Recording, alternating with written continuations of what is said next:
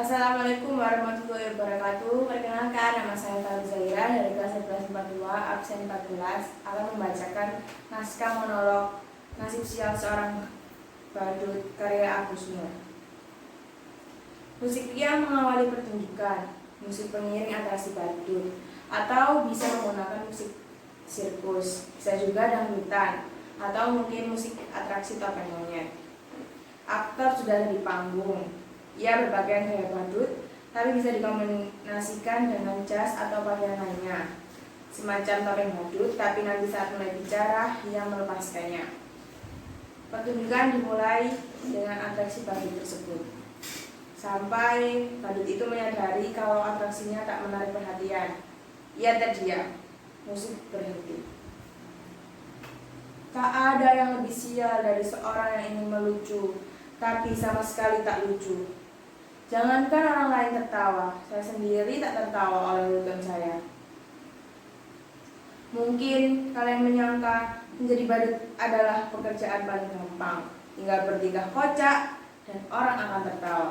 Bila kalian menjadi saya, kalian mengerti tak gampang membuat orang tertawa, apalagi ketika kamu sedang tidak ingin tertawa. Lagi pula, di zaman ketika orang-orang gampang tersenyum dan marah, membuat lelucon tidaklah semudah yang kalian bayangkan. Bisa-bisa karena lelucon, kamu bisa dipidanakan, dianggap menghina dan mencemarkan nama baik.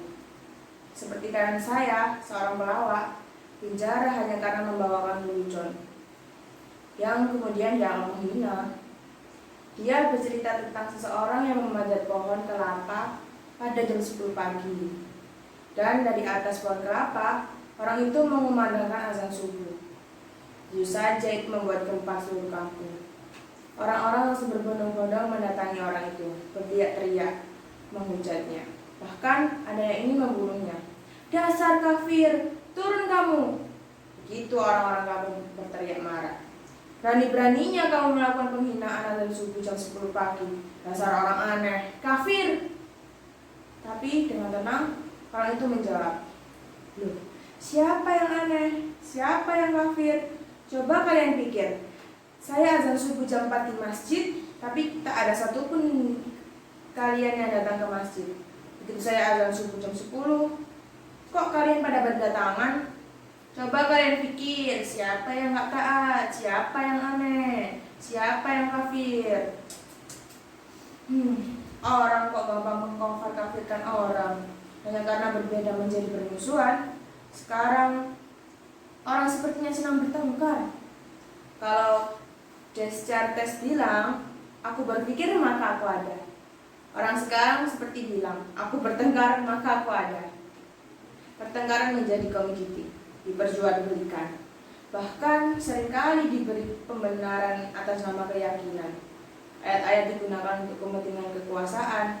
Makanya sekarang ini susah membuat orang tertawa. Saya menjadi badut meneruskan ayah saya. Dulu ayah saya juga seorang badut. Karena bapak saya badut, saya pun jadi badut. Sekarang kan sedang ngetren anak meneruskan orang tuanya. Kalau bapaknya presiden, ya anaknya pingin jadi presiden. Enggak deh, anaknya nyala jadi gubernur. Bahkan ada yang nyalon dari wali kota. Sudahlah, jangan ngomong lantur, nanti malah saya ditangkap. Dulu kata bapak saya, jadi badut itu lumayan enak, penghasilannya lumayan. Bapak saya sering diundang karena orang-orang butuh hiburan. Badut dan pelawak dianggap masih lucu. Lah, kalau sekarang pelawak saja salah, pelawak saja kalah lucu kok sama politikus. Terdiam sesaat. Musik membangun suasana, pelik itu mendadak terhenyak, menolak ke satu arah, seakan ada yang mendadak muncul. Badut itu merapikan diri, agak gugup, lalu mendekati. "Aduh, aku gak nyangka kamu akan datang. Silakan, maaf berantakan. Duduklah, mau minum apa atau mau makan apa? Gak lapar? Syukurlah, kebetulan saya tak punya apa-apa. Tapi bisa pesan GoFood kok, tapi kamu yang bayar ya." Lalu badut berbicara kepada penonton, Yang datang itu pacar saya loh. Loh, jangan tersenyum aja gitu. Kalau kayak saya juga manusia, bisa falling in love dan punya pacar. Lihat itu, datang nggak pacar saya? Namanya Joko, lengkapnya Joko Ndokondo. Lalu badut kembali ke arah dimana saya akan duduk pacarnya. Terima kasih kamu mau menemui saya. Saya kira kamu sudah melupakan saya. Terima kasih kalau kamu terus mengingat saya. Kamu pasti kangen ya. Saya juga. Rindu itu berat. Kamu gak akan kuat. Biar aku saja. Aku kira kamu sudah gak mau sama saya. Katanya kamu punya pacar baru. Lebih cantik, lebih kaya.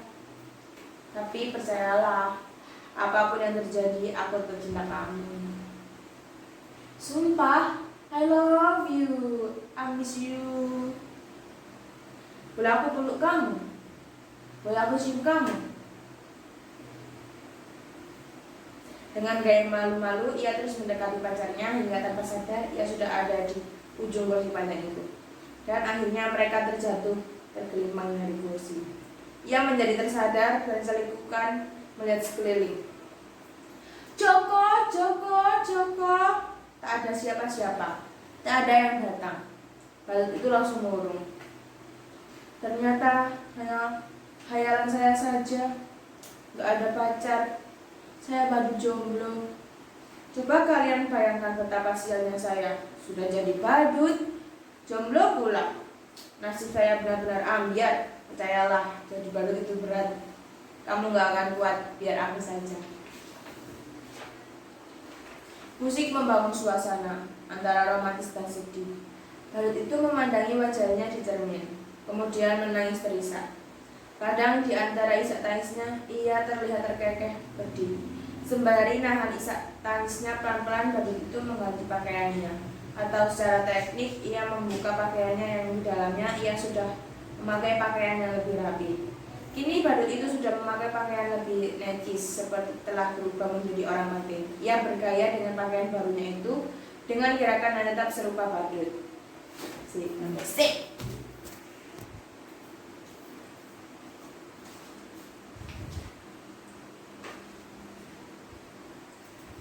Kenapa kalian menatap saya seperti itu? Apa ada yang aneh dari saya? Sudah saya katakan, saya ini orang yang sial. Tapi nasib memang aneh. Nasib selalu punya kejutan yang tak pernah saya duga. Kalian lihat penampilan saya, begitu keren. Kini saya berpakaian bagus, tapi sebenarnya saya tetaplah seorang badut. Saya sama sekali tak pernah memberikan ini, tapi barangkali ini takdir saya. Suatu hari saya diminta untuk mengisi hiburan pada kampanye partai. Menurut saya, penampilan saya biasa-biasa saja. Sama sekali tak lucu. Entah kenapa, semua yang hadir tertawa terpingkal-pingkal.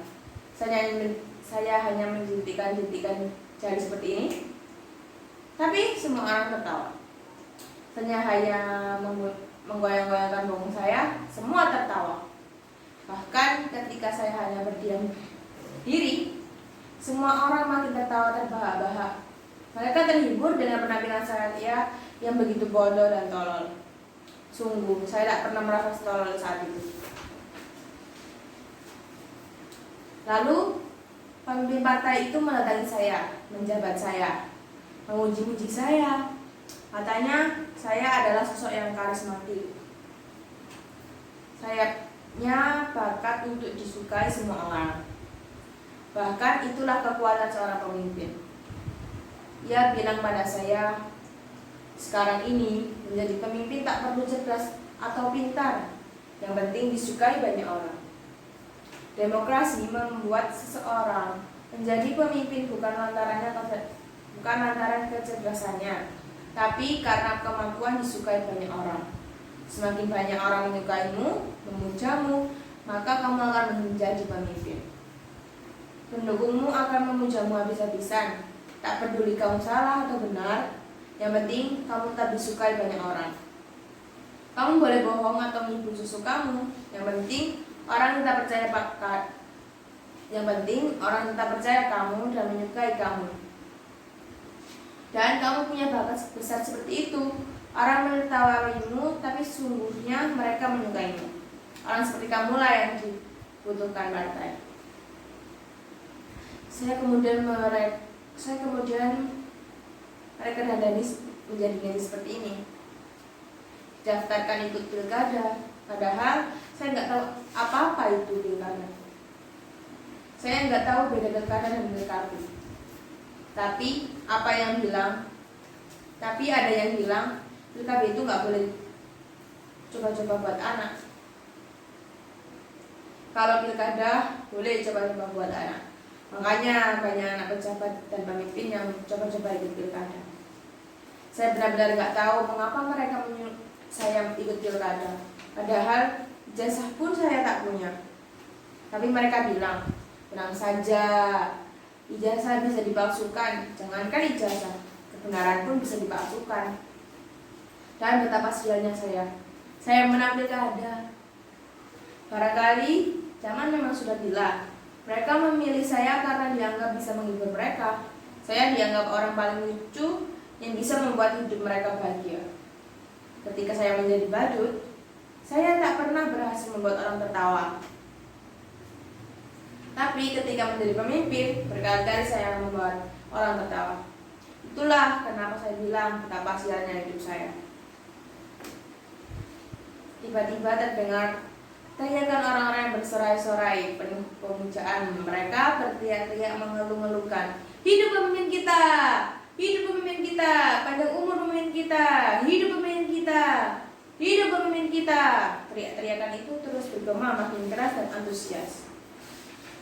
Lalu itu berdiri di atas meja, memandang sekeliling, bagai melihat jutaan manusia mengeluh-eluhkannya. Betapa sialnya hidup saya. Dulu menjadi badut, menjadi pemimpin pun tetap jadi badut. Badut yang bisa mereka atur, badut yang membuat mereka terhibur. Sungguh, saya memang badut yang sial. Percayalah, menjadi badut itu benar. Kamu gak akan kuat, biar para pemimpin saja. Kembali terdengar sorak-sorak, teriakan-teriakan pemujaan. Hidup pemimpin kita, hidup pemimpin kita, panjang umur pemimpin kita, hidup pemimpin kita, hidup pemimpin kita. Teriakan-teriakan itu terus bergema makin bertambah keras. Sementara badut itu berdiri terkekeh aneh dalam meja. Cahaya perlahan padam. Selesai. Sekian dari saya, Fairu Zaira. Wassalamualaikum warahmatullahi wabarakatuh.